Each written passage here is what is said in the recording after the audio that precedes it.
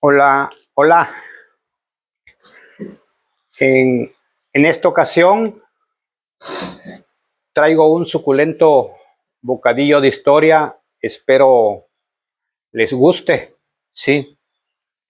El tema de hoy es acerca de la biografía de Felipe Carrillo Puerto, un luchador social contra los ricos hacendados, contra las castas divinas que estuvieron gobernando durante 170 años en la península de Yucatán, ¿sí?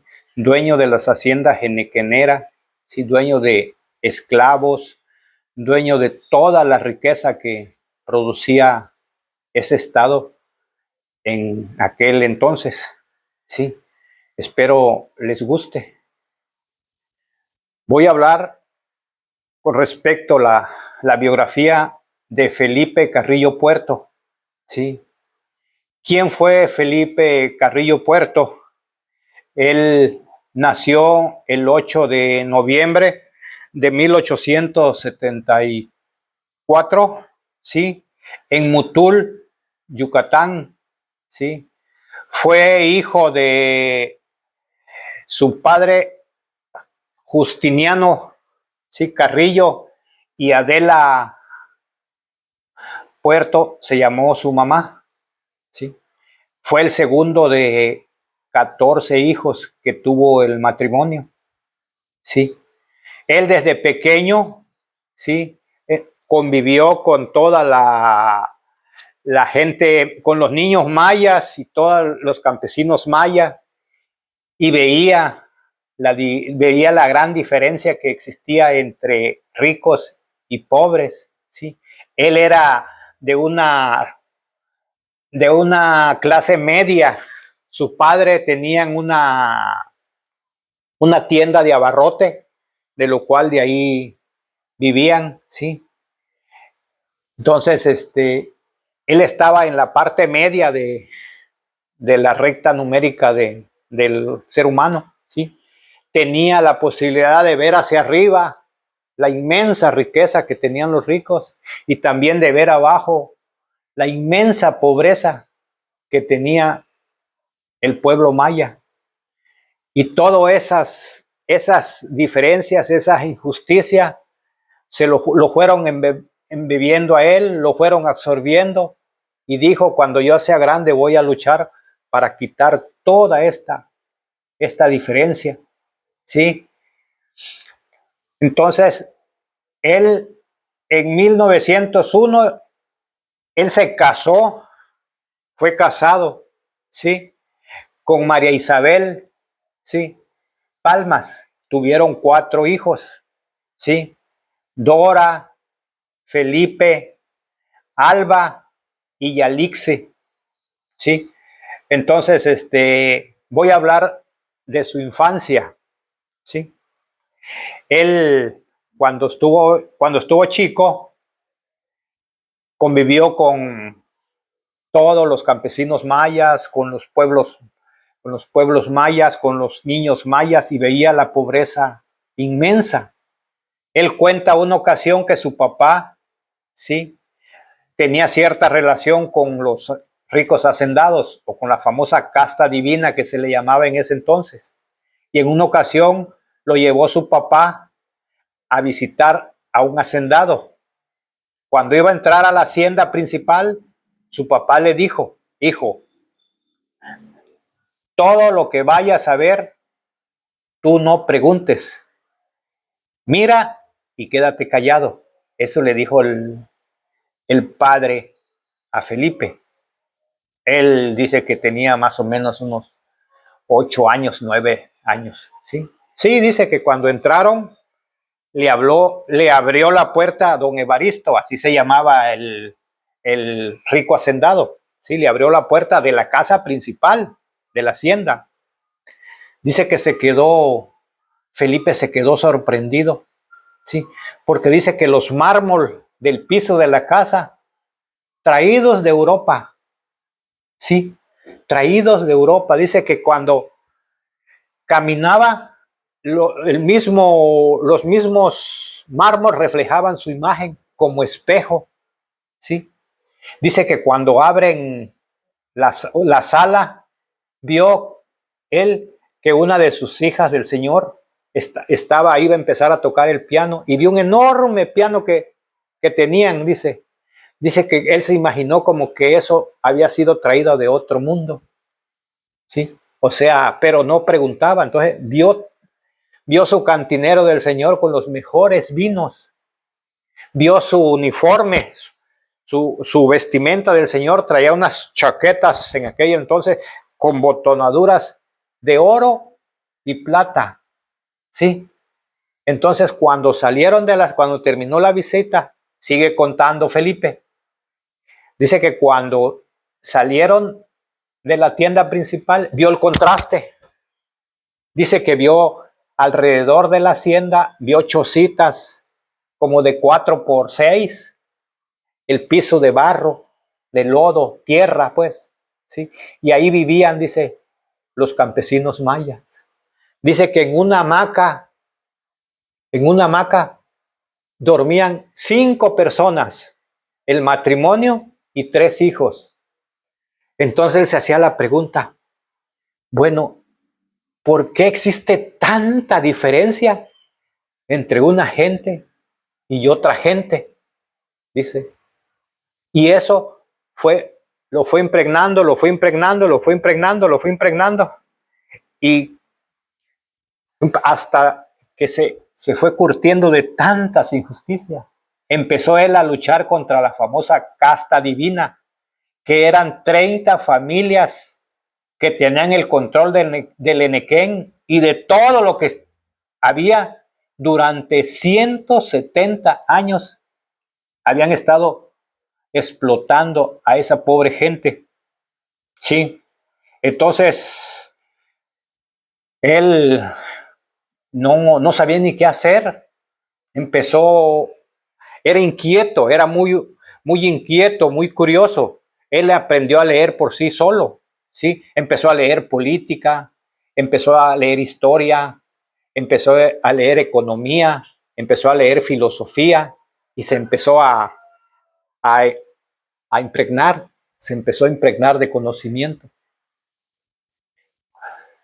En su juventud, sigue contando su biografía, dice que cuando tenía 18 años, él empezó a trabajar como carretero y ferrocarrilero. Como carretero, él se dedicaba a repartir ganado en todo Yucatán. Y como ferrocarrilero también recorrió toda la parte de Yucatán. Estos 2 trabajos lo pusieron en contacto con toda la gente de Yucatán. Cuenta que en aquel entonces las jornadas de trabajo eran 12 horas bajo el sol, aquellos 42 grados de temperatura, y la gente cortando, los indios mayas cortando el Enequén. Dice que la tierra hasta se veía el resplandor, el vapor que la tierra levantaba con tantas temperaturas, y aquellas gentes nada más con taparrabo, no usaban camisa. Y dice que en ocasiones le veía las espaldas a los campesinos, dice, y las marcas en las espaldas de los campesinos, pobrecitos, sí, las marcas, sí. Entonces investigó por qué tenían esas marcas ellos, y le dijeron que eran los azotes que le daban los capataces cuando los encontraban por alguna razón sentados, ya que trabajando bajo esa temperatura, bajo el sol, durante unas 4 o 5 horas, pues lógico que el cuerpo se desgastaba, y se sentaban tantito y los encontraban, y eran 30 azotes que les daban por encontrarlos en esas condiciones. Ya se pueden imaginar la gran injusticia, ¿sí?, que vivían esas personas, ¿sí? Entonces todo eso fue impregnando, y dijo, cuando yo sea grande voy a a promover algunas reformas para evitar esta injusticia. Pero esto no le gustaba a la casta divina, pues, porque su lucha de él era en contra de todos los abusos que hacían esos hacendados y además en contra de las autoridades, ¿sí?, que solapaban todas esas injusticias. Por eso él fundó su periódico que se llamó El Heraldo de Motul y posteriormente fundó otro periódico que se llamaba Tierra. En esos periódicos él difundía sus ideas, todas las injusticias, todo les empezó les empezó a divulgar todo lo que hacían esa gente, ¿sí? Y eso no les gustó. Eso no le gustó ¿sí? Y empezó su activismo social, pero se empezó a echar de enemigo toda la casta divina, se lo echó. Dice que en 1910 Felipe Carrillo Puerto ya era conocido por la gente de Yucatán, ya era mal visto por toda esa gente, ¿sí? Y su vida corría peligro. Sus amigos le decían, ¿sabe qué? Vete de aquí, Felipe, porque te van a matar. Vete porque te van a matar. Y dice que en 1911 él se fue, ¿sí? Se fue a Estados Unidos. Allá se encontró con gentes de Madero, que andaba también luchando esa gente contra el porfiriato, contra las injusticias del porfiriato. Allá él se presentó ante ellos y les dijo, si quieren, aquí está mi apoyo. ¿Sí? Entonces, pero en 1913 salió y regresó otra vez a Yucatán. Pero las cosas no eran muy tan favorables, seguía en peligro su vida, a tal grado, dice, que una persona se le acercó y lo quiso asesinar. Alguien lo mandó para quitarle la vida. Entonces agarró, se hicieron de palabras, se hicieron de golpes y ambos andaban armados. Entonces Felipe Carrillo le ganó el tiempo al chavo y le disparó y lo mató. Por esto lo metieron a la cárcel a Felipe. Pero salió pronto, sí, pero su vida seguía corriendo peligro. El tiempo que estuvo en la cárcel, eso lo fijó más a él como luchador social, sí, pero saliendo seguía, su vida no era tan fácil, seguía en peligro. Luego se trasladó a Morelos. Allí en Morelos se encontró con Emiliano Zapata, porque él ya había leído los manifiestos de Emiliano Zapata y dice, lo quiero conocer a ese señor. Entonces en Morelos se reunió con Emiliano Zapata, hablaron de las leyes de reforma, hablaron de todas las injusticias y se empapó más de todos los conocimientos, de todas las broncas que tenía el problema de Yucatán. Dice que regresó a Yucatán y en 1921 el pueblo de Yucatán lo nombró como candidato para la gobernatura y ganó la gobernatura de Yucatán. ¿Sí? Dice que ganó con el 94% de los votos, ¿sí? Con 62,800 votos, él contra 431 votos que sacó el candidato de los ricos. Ya se pueden imaginar la inmensa diferencia, el inmenso coraje de toda la gente, que toda la gente votó por Carrillo Puerto. Y el 1 de febrero de 1922, Felipe Carrillo Puerto tomó posición como gobernador de Yucatán. ¿sí? Su discurso que dio, ¿sí? Lo dio en maya, ¿sí? Esto le provocó mucho coraje, mucho enojo a la casta divina y empieza su gobierno de Felipe, ¿sí?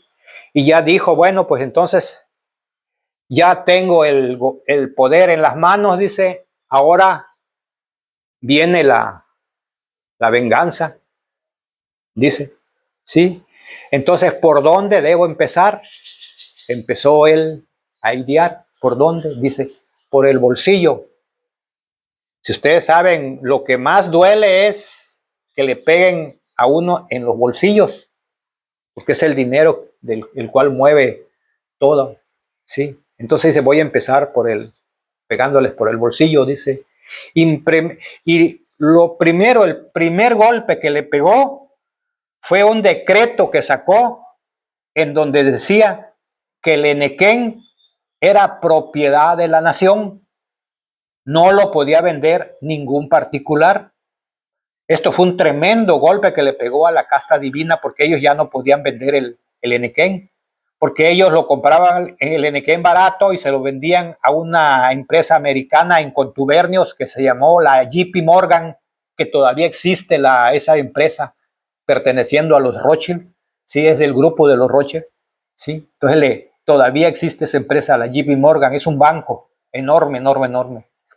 Entonces fue el primer golpe que le pegó a la casta divina, ¿sí? Decreto donde el Enequén es propiedad de la nación, ¿sí? Luego viene el segundo golpe, ¿sí? El segundo golpe sacó una ley para incautar toda la tierra de todas las haciendas que estaban inhabilitadas, que estaban tiradas, que estaban inhabitadas. Esto provocó que incautó más de 1,000 haciendas. Ya se pueden imaginar la cantidad de tierra que les habían quitado a los campesinos, ¿sí? Y repartió 664,000 hectáreas a 30,000 familias mayas, campesinos mayas, que nunca habían tenido un pedacito de tierra de su propiedad. Ya se pueden imaginar qué no agradecido había quedado esa gente, ¿sí? Sí, ese fue el segundo golpe. El tercer golpe que les pegó, dijo, tengo que preparar a mi gente, tengo que educar a mi gente, porque una gente bien educada no se puede manipular tan fácilmente. Entonces él hizo 417 escuelas, fundó la universidad que hoy se llama la Universidad Autónoma de Yucatán, él lo fundó, y fundó la Academia de la Lengua Maya, ¿sí? La finalidad de ellos era educar a su gente para que después ellos pudieran defenderse de las injusticias. Ese fue el tercer golpe, ¿sí? Viene el cuarto golpe. Él fundó 100 ligas de resistencia. ¿Qué eran las ligas de resistencia? Eran comités vecinales que lo hacía en cada municipio o en cada región de Yucatán, con la finalidad que esos comités supieran sus derechos y se defendieran de las injusticias nuevamente de los ricos, ¿sí? El quinto golpe, ¿sí? Él por primera vez, él aprobó el voto de las mujeres, ¿sí? El voto de las mujeres, y su hermana, Elvia Carrillo Puerto, fue la primera diputada, ¿sí? Él lo hizo 31 años antes que el gobierno federal lo hiciera, ¿sí? O sea que eso de los votos de las mujeres podemos dárselo a Felipe Carrillo Puerto. Él fue el que lo promovió, ¿sí? Luego viene su caída, porque es lógico. Ya les había quitado lo que aquellos habían tardado en hacerlo en 170 años, Felipe Carrillo Puerto se los vino a quitar en 20 meses de su gobierno, porque nada más su gobierno tardó 20 meses, menos de 2 años, ¿sí? Y su gobernatura era de 4 años, ¿sí? Pero entonces, en 1923, explotó la huerta en contra de Álvaro Obregón, que era el presidente de México, ¿sí? Esto hizo que todo el ejército se definiera hacia el lado de quién estaba, hacia el lado de los conservadores o al lado de los liberales, ¿sí? Y dijo el ejército, no, pues si los ricos me han estado pagando, me han estado sobornando durante tanto tiempo, dice, pues entonces me voy al lado de los ricos. Pero tanto ruido había causado su gobierno de Felipe Carrillo que hasta Lenin en Rusia le llamó la atención. Entonces mandó un emisario que viniera aquí a Yucatán a ver cómo estaba gobernando Felipe. Entonces vino la persona, se entrevistó con Felipe Carrillo, anduvo recorriendo todas las ligas de resistencia y todas las tiendas todas las tiendas de asociación, todas las tiendas, y regresó y dio su informe a Lenin. Le dice, el gobierno de Felipe Carrillo Puerto es único en toda América, le dice. Entonces, estas palabras lo escuchó la casta divina, y ahí selló su suerte Felipe Carrillo Puerto, ¿sí? Entonces, estaba catalogado como el gobierno más radical de toda América Latina. Ya se pueden imaginar el gran temor que tenían los demás gobiernos que a alguien se le pudiera ocurrir hacer lo que estaba haciendo Felipe Carrillo Puerto, ¿sí? Y selló su destino. Entonces, la casta divina pues, ordenó pues su muerte prácticamente, ¿sí? Entonces, entonces el 21 de diciembre de 1923, en Holbox, Yucatán, fue tomado preso Felipe y sus 3 hermanos, Benjamín, Wilfrido y Edesio. Sí, ellos andaban, sí, los tomaron presos y los llevaron a Mérida, Yucatán. Holbox es un pueblecito que se encuentra más o menos como a 40 kilómetros de Mérida, Yucatán. Entonces lo llevaron preso, lo tomaron preso, y 13 días después, ¿sí? 13 días después, el 3 de enero de 1924, a las 4:45 fueron llevados al Panteón de Mérida, ¿sí?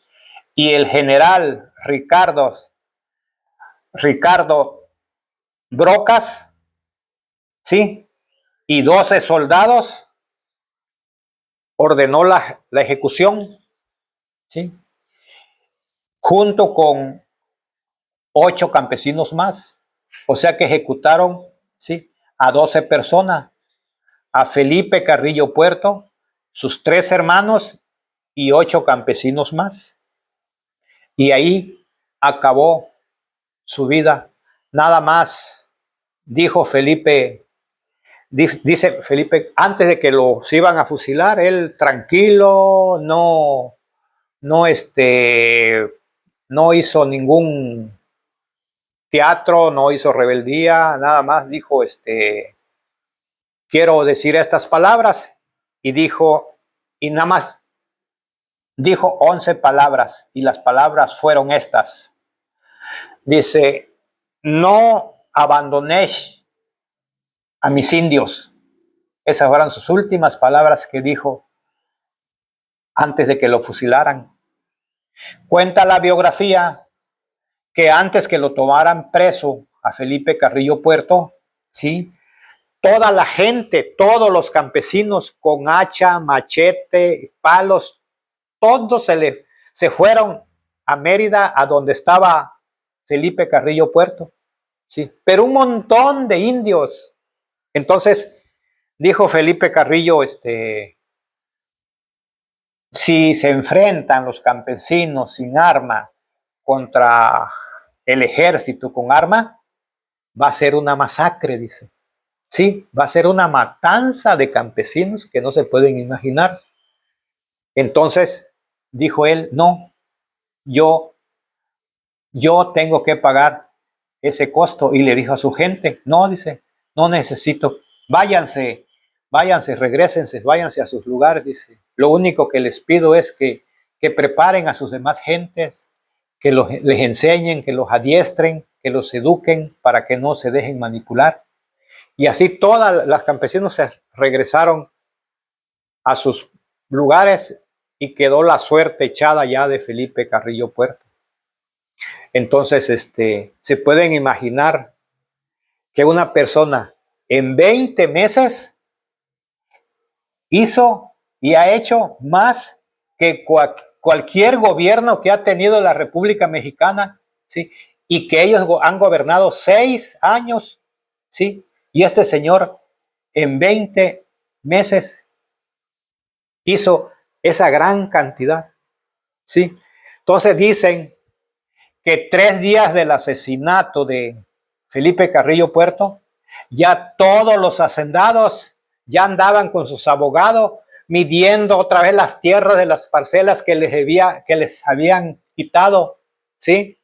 Pero no fue tan fácil, porque para hacer eso otro gobierno tenía que hacer otro decreto para poder quitar todas esas tierras, y no fue fácil. Ya no pudo recuperar esas tierras. Las escuelas, algunas lo desaparecieron, pero no todas. Quedaron siguiendo educando a la gente, ¿sí? Entonces, cuando Lázaro Cárdenas tomó posición como presidente de la República, leyó todo lo que Felipe había hecho, tomó nota, ¿sí? Y 14 años después, el general Lázaro Cárdenas terminó lo que Felipe Carrillo Puerto no había podido terminar. Y él lo hizo a nivel nacional, ¿sí? Entonces, podemos decir que el señor Lázaro Cárdenas copió todas sus ideas de Felipe Carrillo Puerto. Lo mismo ahorita con AMLO. También siento que también AMLO leyó algunas biografías de Felipe Carrillo Puerto, sí, todas las cosas buenas que le hizo a su gente, y este señor también las cosas buenas que ha hecho, sí. Pero mire, sus restos de Felipe descansan en el Panteón Civil de Mérida, Yucatán, pero tanto será el miedo que todavía le tienen que se sepa de esa biografía, que mire, descansan sus restos en una humilde tumbita, en una humilde tumba, ¿sí? Y una pequeña lápida con el nombre que apenas se ve, que dice, aquí descansa Felipe Carrillo Puerto. Ni siquiera dice descansa en paz. No, ahí se ve el coraje que le tienen y el temor a la vez de que alguien pueda, ¿sí?, hacer lo que este señor hizo en su vida. Pero ¿cuál fue el costo? Su propia vida. Y yo le hago una pregunta al pueblo mexicano, ¿sí? ¿Por qué el nombre de Felipe Carrillo Puerto no aparecen en los libros de textos de México? No dicen nada, no cuentan nada. ¿Quién fue este ilustre luchador social? Como que la historia le tuviera miedo de que la gente se enterara lo que este señor hizo. Pues fue un pequeño video que se los hago en honor a todo ese hermoso pueblo maya, ¿sí? Que tanto lucharon, tanto sufrieron, y este señor vino a darle todo. Hoy el pueblo donde él nació, ¿sí?